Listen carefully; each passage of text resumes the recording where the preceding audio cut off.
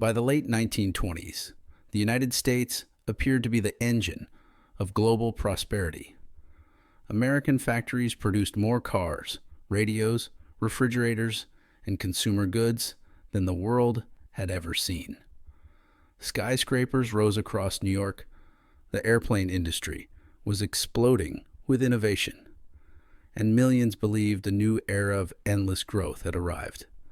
Economists, politicians, and businessmen repeated the same confident phrase: the boom will never end. But beneath the glittering surface, the foundations were already cracking. American industrial production had begun slowing in 1958.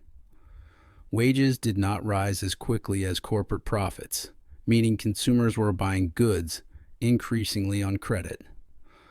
Farmers across the Midwest were drowning in debt from overproduction and falling prices. Small banks, especially in rural areas, had limited reserves and were vulnerable to any sudden shock. Yet none of this seemed to matter to the millions investing in the stock market.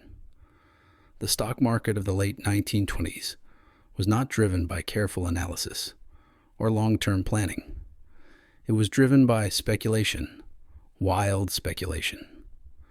Ordinary people, many with no financial experience, borrowed money from banks or brokers to buy stocks on margin, meaning they paid only a small percentage up front and owed the rest later.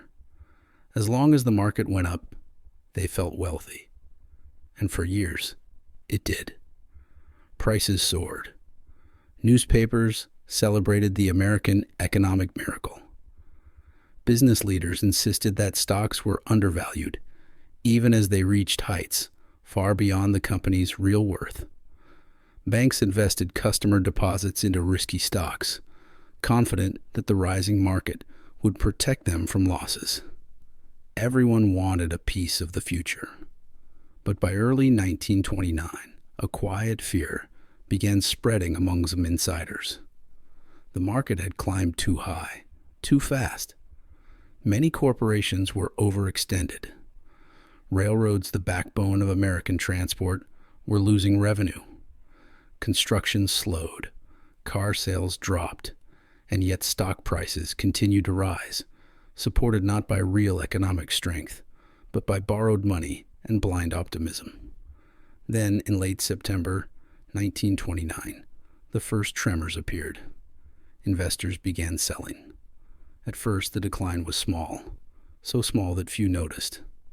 But in a market built on speculation, even a small downturn creates panic. More investors sold, afraid of being caught at the peak. Prices dipped again. Financial journalists urged calm, but behind closed doors, bankers were becoming nervous. By mid-October, the pressure reached a breaking point. On October 24, 1929, Black Thursday, the market collapsed. Trading volume exploded to record levels. Stock prices plummeted within minutes. Brokers' phone lines jammed. Investors attempted to sell everything they owned, but there were no buyers. Panic spread across the trading floor of the New York Stock Exchange as crowds of desperate people watched their fortunes evaporate in real time. A group of major bankers attempted to intervene. They pooled money and bought large quantities of blue-chip stocks to restore confidence. For a brief moment, it worked. The market stabilized. Newspapers announced that the worst was over. But this was merely a pause, not a recovery. On October 29th, Black Tuesday, the entire system imploded. The opening bell rang, and prices plunged instantly. Billions of dollars in value disappeared within hours. Companies lost half their worth. Margin investors were wiped out. People gathered outside Wall Street in stunned silence, unable to comprehend the scale of the disaster. Some fainted as they saw the figures displayed on the ticker tape machines. Others stood motionless, holding their heads in their hands. By the end of the day, the American dream of endless prosperity was shattered. The Great Crash was not just a financial event, it was a psychological shock. For a decade, the public had believed in perpetual growth and economic invincibility. The crash exposed the illusion. Suddenly, millions realized that the prosperity of the 1920s had been built on speculative debt, fragile banking structures, and unrealistic expectations. Yet even then, few understood what the crash truly meant. Most Americans assumed the downturn would be temporary. Politicians assured the public that the economy was fundamentally strong.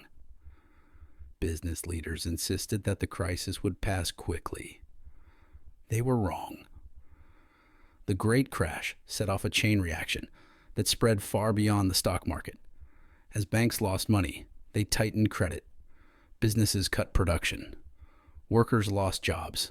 Consumers spent less. As demand collapsed, factories closed.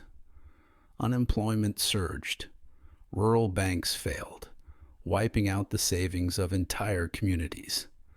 The crash did not cause the Great Depression by itself, but it ignited the crisis and accelerated every underlying weakness in the global economy. And the world beyond the United States was about to feel the shock with equal force. Europe, still wounded from the First World War, still dependent on American loans, still struggling with political division, stood on the edge of disaster. The collapse of Wall Street would soon become the collapse of global stability. This was the moment when the fragile interwar world began to fall apart. When the American stock market crashed in 1929, the initial shock stayed within U.S. borders. But beneath the surface, the world economy was tightly connected through loans, trade, and reparations. Once the American system faltered, the entire global structure began to crack, like shattered glass, spreading from a single point of impact. For most countries, the crisis arrived not with sudden panic, but with a slow, tightening pressure. Factories reduced production. Credit disappeared. Orders from abroad declined. At first, governments minimized the danger, but month after month, the pressure intensified until industries across Europe and beyond could no longer sustain themselves. The United States had become the center of the world's financial system. During the 1920s, American banks had lent billions abroad, particularly to Germany, where the Weimar government depended heavily on foreign loans to stabilize its currency and pay reparations. European reconstruction after the First World War had been built on a delicate financial triangle. Germany borrowed money from the U.S. Germany used that money to pay reparations to France and Britain. France and Britain used the reparations to repay their own debts to the U.S.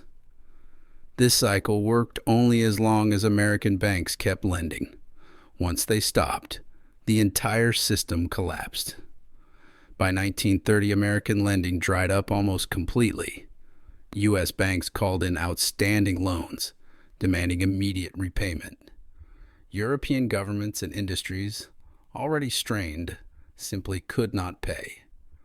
Germany faced the most urgent danger, but the shockwaves spread everywhere.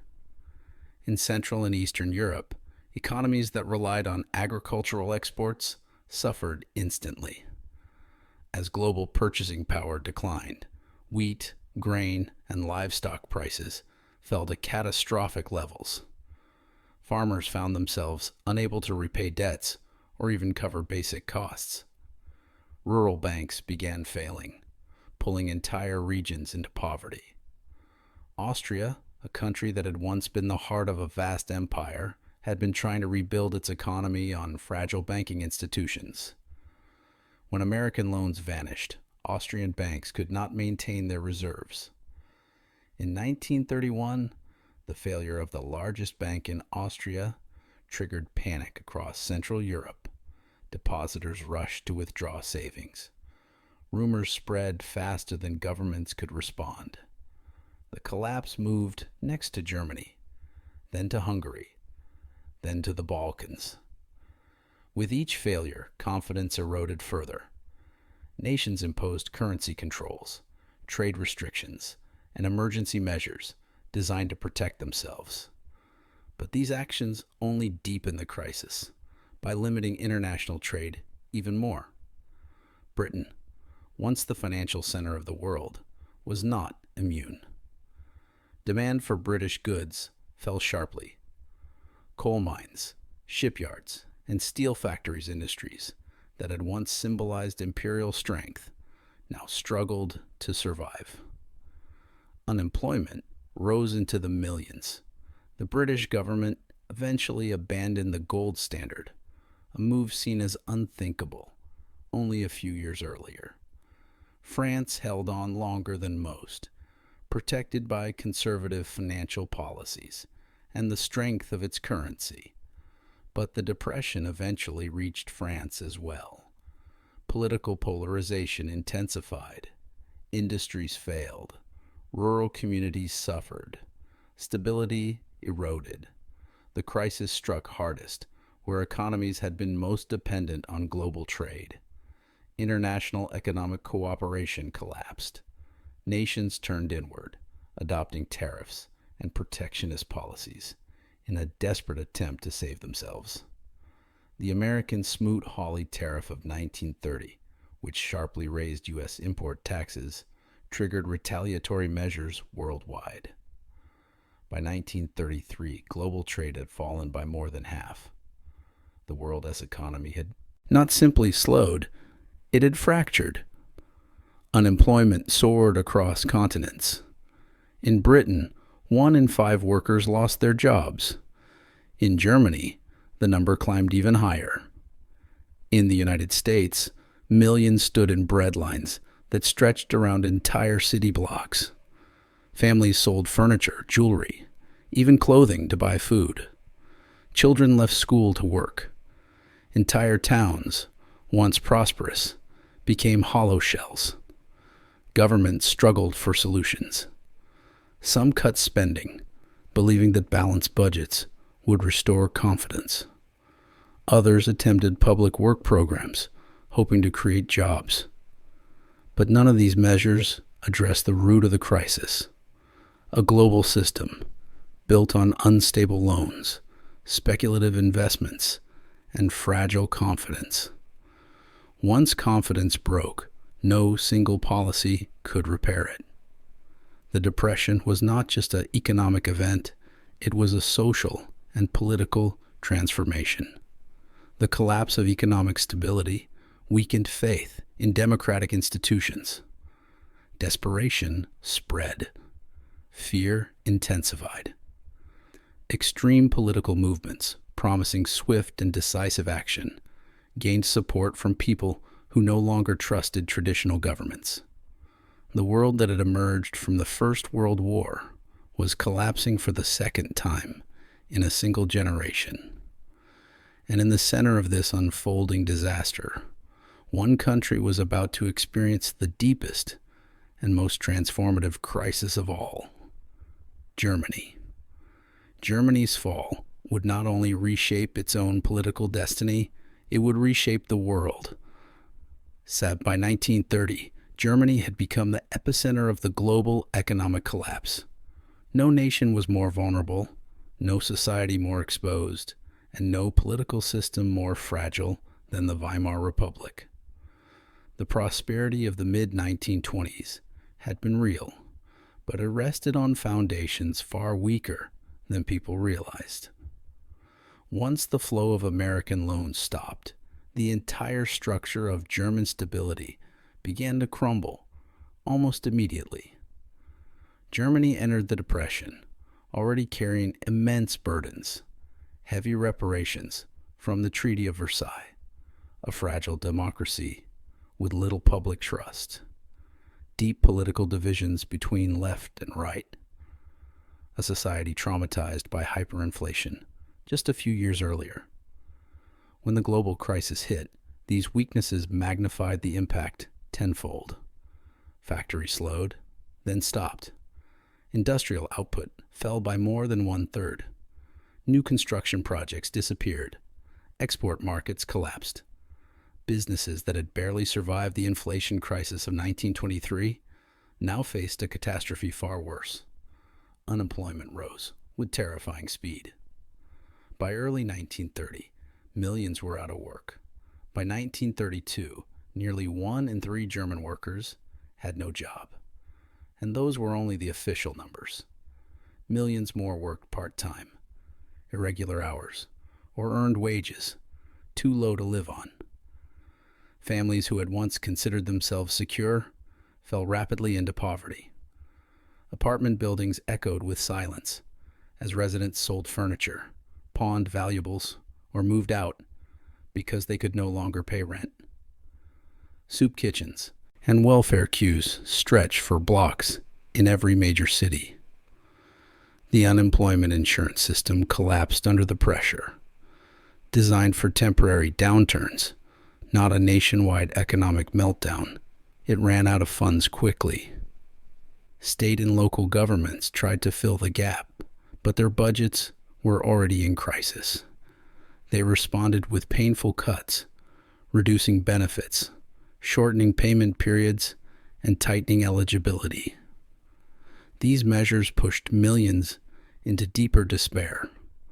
Poverty collided with humiliation. Many of the unemployed were skilled workers, proud craftsmen, war veterans, and former civil servants. They had believed their positions in society were stable. Now they stood in line for bread. Entire communities lost confidence, not only in the economy, but in the political system that had failed to protect them. The political consequences were immediate. Support for moderate parties, those that had built and sustained the Weimar Republic, collapsed. Their policies seemed too slow, too cautious, too divided.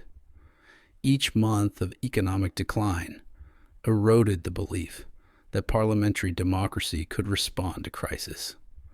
The Communist Party surged on the left, attracting workers who believed capitalism itself had failed.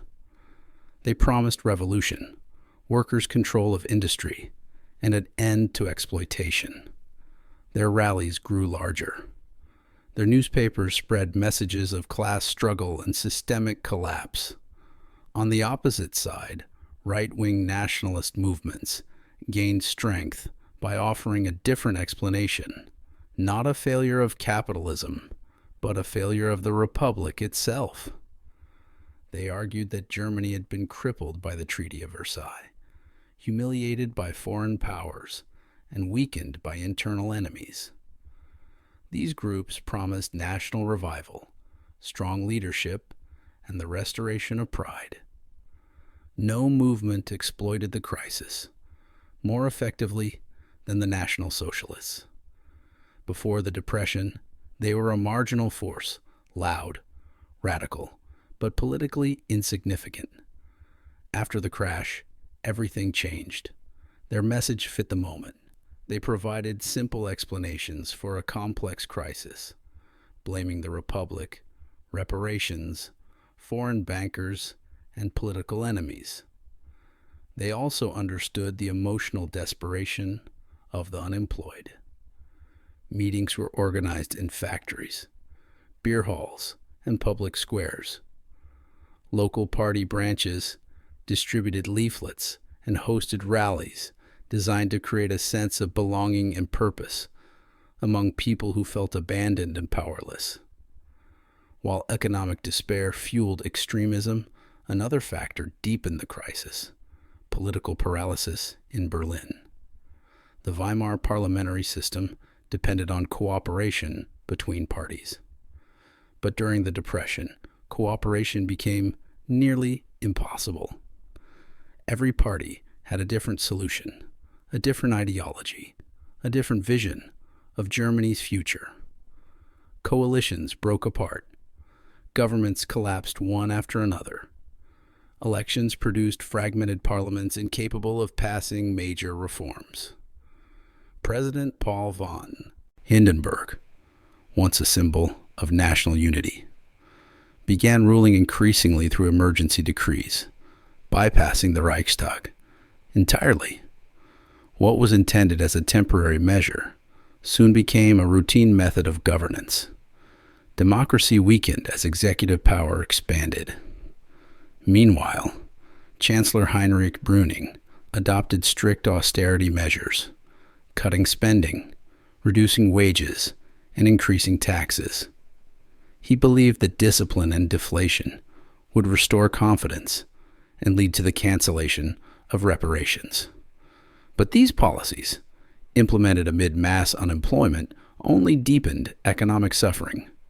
Many historians argue that Germany's depression became significantly worse due to these decisions. By 1931, German banks collapsed, triggering a national financial panic. People rushed to withdraw savings. The government froze accounts. International investors fled. With each shock, trust in the system deteriorated. With each decree, the authority of Parliament declined. With each street clash between extremist groups, the sense of national unity dissolved. Germany was no longer simply experiencing an economic depression. It was experiencing a national breakdown, social, political, and psychological. By the end of 1932, the collapse was complete. Millions unemployed, democracy paralyzed, coalitions shattered, public confidence gone, extremist parties commanding unprecedented support. Germany was a country waiting for anyone to restore stability. And in that vacuum, the most dangerous movement of the era prepared to seize its opportunity. Italy. Fascism consolidates power.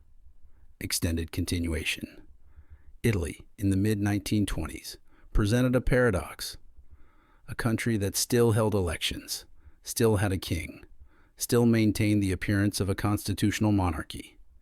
Yet, in practice, every lever of real power was being pulled by one man. This duality was not accidental. It was the core of Mussolini's strategy. He didn't destroy Italy's institutions overnight. He hollowed them out slowly, reshaping them into empty shells that served his ambitions. After the Acerbo Law secured Mussolini's overwhelming parliamentary majority, he no longer needed to rely on the violent improvisation of the blackshirts. Now he could weaponize the legal system itself. Parliament passed laws written to appear modern and necessary, but each one chipped away at freedoms that had defined liberal Italy for decades. The press law of 1925 ensured that newspapers could only operate with official approval. Editors critical of the regime were replaced by loyalists. Those who resisted found themselves in jail or quietly disappeared from political life. Over time, entire regions received their news exclusively from state-controlled outlets, repeating the same curated message. Mussolini was Italy's savior. Then came the remolding of local governance. Elected mayors were abolished and replaced with podestà, individuals selected by the Fascist Party, who owe their loyalty not to citizens, but to the regime. Local councils were dissolved, replaced by appointed bodies. On paper, Italy remained a kingdom. In reality, it was becoming an administrative machine, built to obey one man's voice. By 1926, Mussolini moved to extinguish all remaining opposition. The leggi fascistissime, the extremely fascist laws outlawed every political party except the Fascist Party. Anti-fascist leaders were exiled, imprisoned, or forced to flee abroad. Socialists, liberals, and Catholics who had once filled parliament were removed systematically. The Avra, Mussolini's secret police, emerged as a key instrument of fear. It monitored conversations in cafes, workplace meetings, student groups, and even family gatherings. Italy was turning into a country where silence became a survival strategy. Yet despite the repression, Mussolini cultivated an image not of a tyrant, but of a national architect. He launched massive public works projects, drained marshlands, built new towns, and promoted the idea of a disciplined, rejuvenated Italy, rising from the failures of liberal democracy. Propaganda posters showed him bare-chested, harvesting wheat, piloting planes, building roads, leading crowds. Ordinary Italians began seeing him less as a politician and more as a symbol, the embodiment of a new era. This was the genius of Mussolini's consolidation. Violence where necessary, legality where useful, spectacle everywhere. By the time the population realized how profoundly the regime had transformed the country, it was already impossible to resist it openly. And beneath this carefully polished exterior, a deeper ambition simmered, one that would soon pull Italy into a path of imperialism, war, and alliance, with even darker forces rising in Europe.